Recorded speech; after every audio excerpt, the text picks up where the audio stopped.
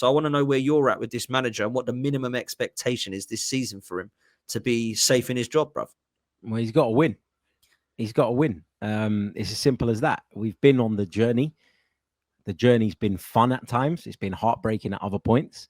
It's been frustrating at times, but he's got to win now. That's what this project has to eventually amount to.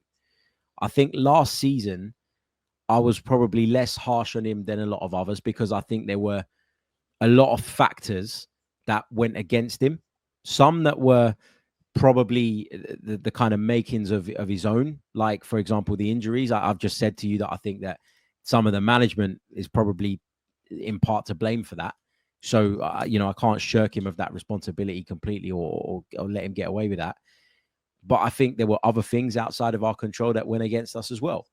And so I got to the end of the season and I was like, towards the end of the campaign, it was very much like Champions League. We haven't been to a semi-final since 2008. Let's not underestimate what an achievement it is to be here. The way we lost to Paris Saint-Germain was frustrating. But I don't know about you, Dan. I think that they proved to everybody that they are the best team in Europe right now over the course of the 2 legs against us, having knocked out other Premier League opposition and having won the final the way they did.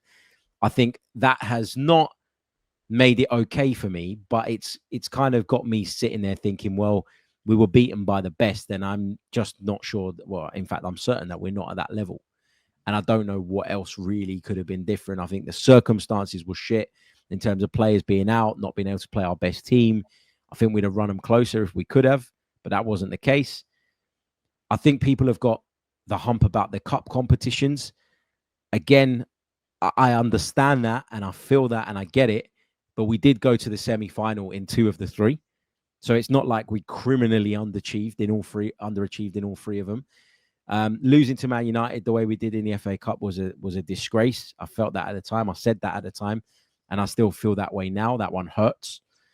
But now we're at a point where we've got to win. Otherwise, what the hell was the point in going on this journey and all the phases of the project, if you like? But also, that requires some input from other people at the club and not just Mikel Arteta. The players need to step up in the moments where we need them to. And more importantly than any of that, the club needs to step up. We desperately needed a striker in January. And had we got a striker in January, we might well have gone another round in Europe. We made chances against PSG. We couldn't take them. We made chances in a lot of the games that we fell short in, and we just didn't always have the power to take them. I know, and I'm not one of these guys that does the whole ITK thing. You know that about me. If you go through my social media, you won't find that stuff. But I know that Mikel Arteta was desperate for a striker in January. I know that he wanted the club to wheel out the checkbook and sign Ollie Watkins, even if it was for a year and a half. That he wanted that to happen. He was adamant that he wanted that to be done, and it wasn't. So at that point, my mind changed a little bit on who's actually to blame here. And it's very hard to pinpoint one individual and say it's him or it's him or it's him or her even. But, it's hard for me to go, it was all on Arteta when I know that he was desperate for certain things that he didn't get. So the myth that Mikel Arteta always gets what he wants and gets absolutely everything, it's one that's gone on for too long. I think he makes mistakes, as do all managers. But I think we should have signed in January. We should have signed Ollie Watkins. And even if we still fell short, there would be a feeling from people like me, probably people like you, that at least as a football club, we tried our best to deal with the hand that we were dealt with and to work with it. And instead, we didn't. We chose to keep our powder dry. Instead, we did nothing. Yeah, instead we did nothing. We chose to keep our powder dry.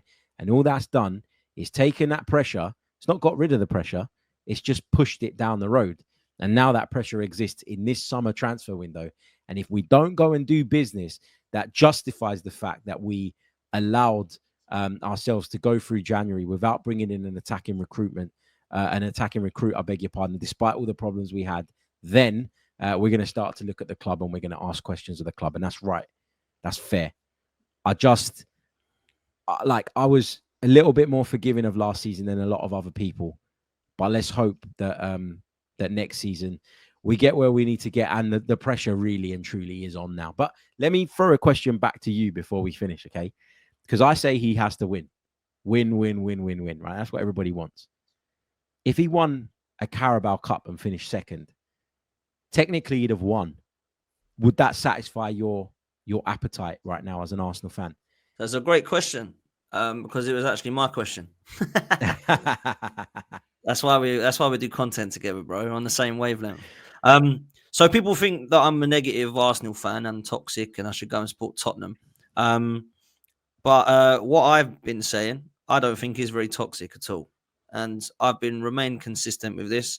He wins a trophy, and he takes Manchester City or Liverpool right to the wire, and he fails. He stays because he's won a trophy and he's taken us to a title race. That's my honest opinion. Win me a trophy and go for the title. So don't win me a Carabao Cup and come fifth and turn into Ten Hag. Yeah. Don't win an FA Cup and come sixth.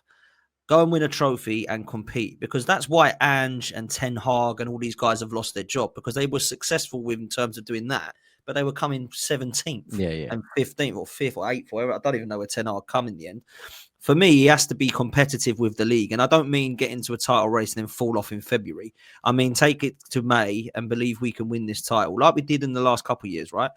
When you get to that alongside an FA Cup or a League Cup or a Champions League or Premier, whatever it be, he stays. For me, a lot of people disagree with that, Harry. They say he's got to win the Premier League or the Champions League. He's got to go. Some people say that a Carabao Cup is not enough. I haven't waited 6 years for a Carabao Cup. For me, I hold them in higher regard than those individuals because I grew up on winning League Cups and FA Cups, right? So I actually have sentimental value to those FA Cups. I'm not saying they don't mean as much as they used to. They do to me, but not to everybody, right?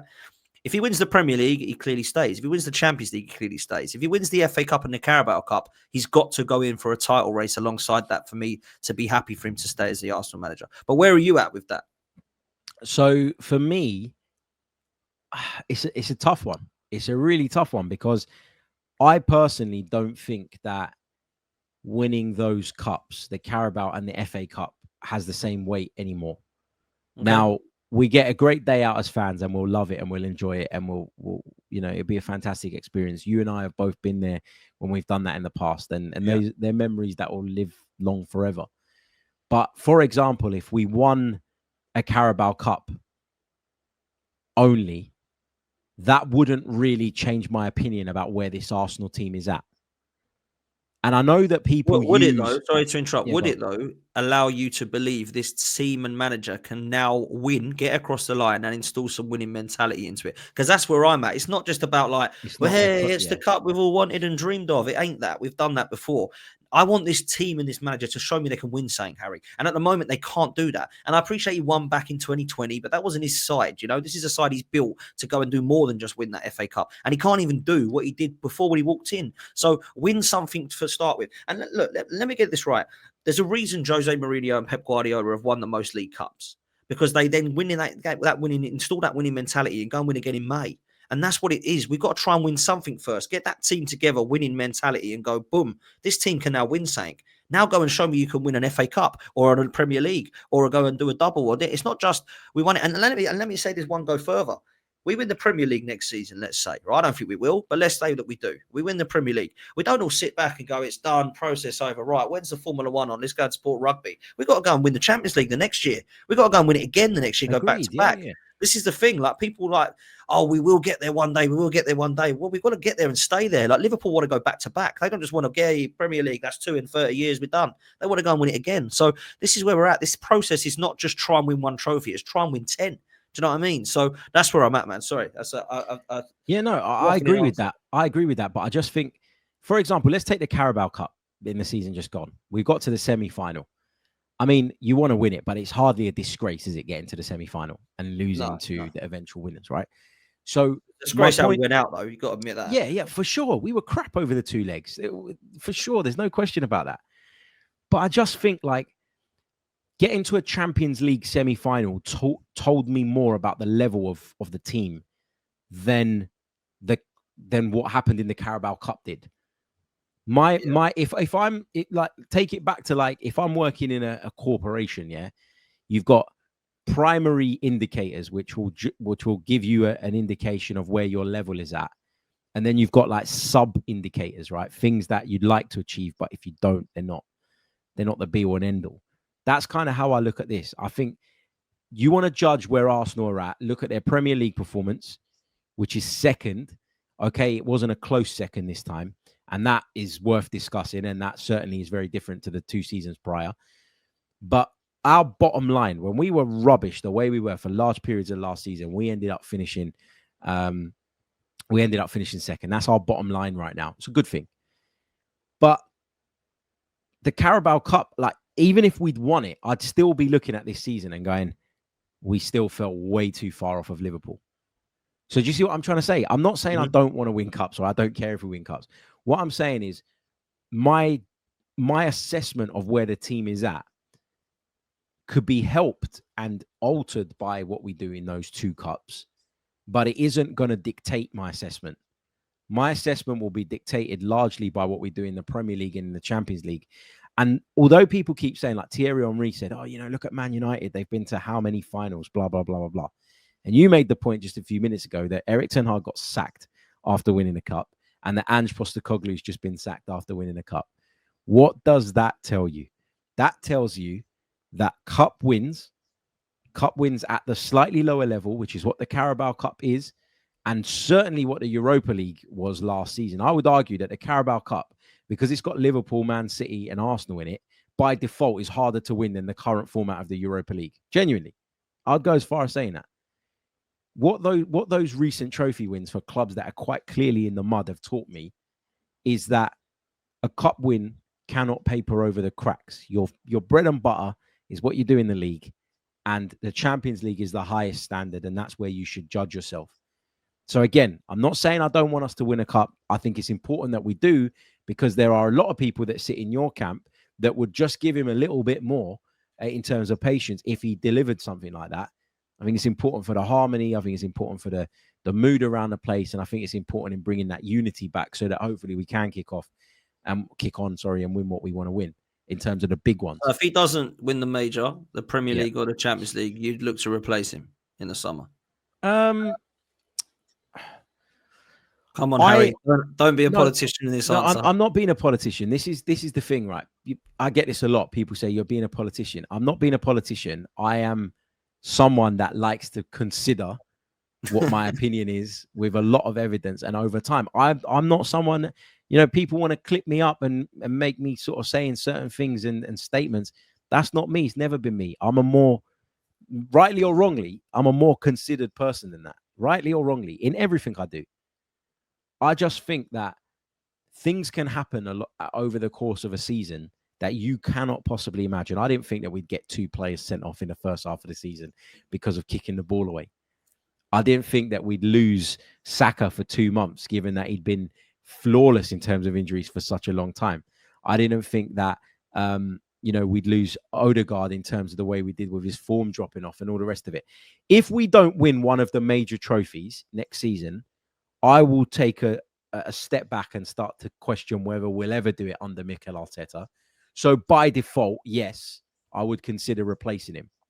But it's got to be with the right manager, though, right? Because when people say to me, like, "Are you Arteta out?" I hate that question, by the way. But when they say to me, "Who are you going to get?" I say, "Well, I don't want De Zerbi or Potter, or I wouldn't even want Iraola, as much as I think he's a good coach. I want a winner." And I keep saying this, and people don't quite understand what I mean by that. People laugh when I say Antonio Conte. Oh my God, he's at Tottenham. Look what he did at Tottenham. He got 4th ahead of us. Look at them now since he's left.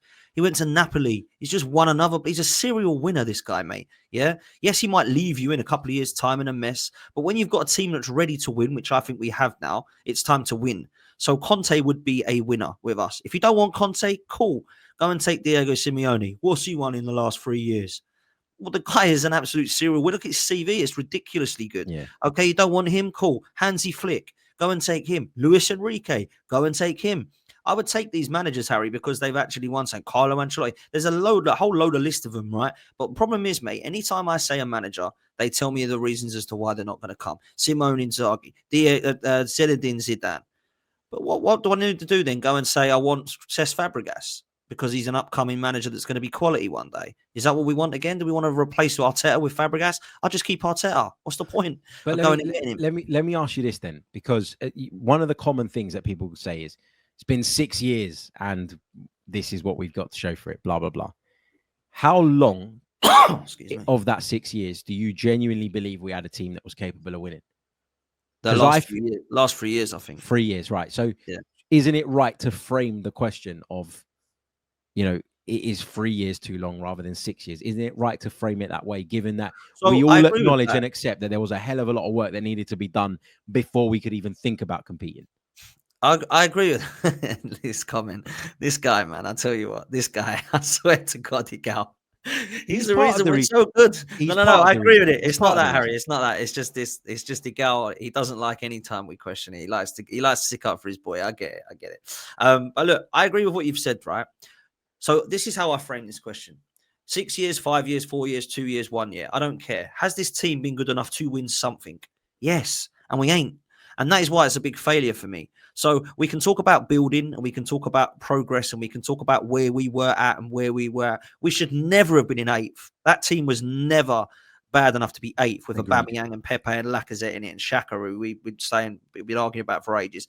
That was never ever should have been in eighth, and he then put us in eighth again somehow. Yes, he won us a trophy, which and I'll give him. People don't give him enough credit for that, by the way, and I'll praise him enough for that because we didn't beat Wolves in the final there. We beat a Chelsea side and we beat Manchester City, who were quality as well, right? And Pep Guardiola at Man City side. So we deserved that trophy and we were great. And I've given him praise for where we are. But I don't really believe we should be bowing down to this guy. Now, let me ask you this quickly, right? Because I don't want this to go on forever, this show. But I think this is important. You and I used to like Arsene Wenger. In fact, you used to love Arsene Wenger a little bit more than I did. But I appreciate the guy was a legend. The 5 years that he had that were seen as disgraceful were more successful than the last 5 years we've had.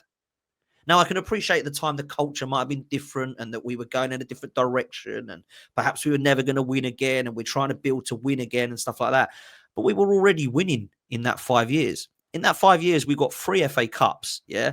And we got to finals of the Europa League. Obviously, that was under Emery. We got to a semi-final of the Europa League under Arsene Wenger, who lost to Atletico Madrid. And we got to the final of the League Cup.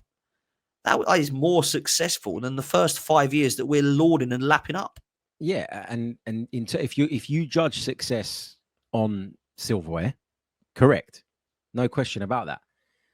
I'm not saying you shouldn't judge success on silverware before people jump on my back, but the point I'm trying to make here is that even during that period, as a fan base, we were not satisfied with winning the FA Cup. Yeah, which speaks to the point that I've just made a couple of minutes ago and that I was asking you, which is we weren't challenging it alongside. Exactly. Yeah. So we're too big of a football club to accept just winning the odd domestic trophy.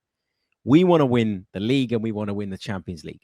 The only reason we can dream about that and I'll go as far as saying expect that now is because we've had to go through a really painful process over the last few years to fix a lot of underlying issues at the club.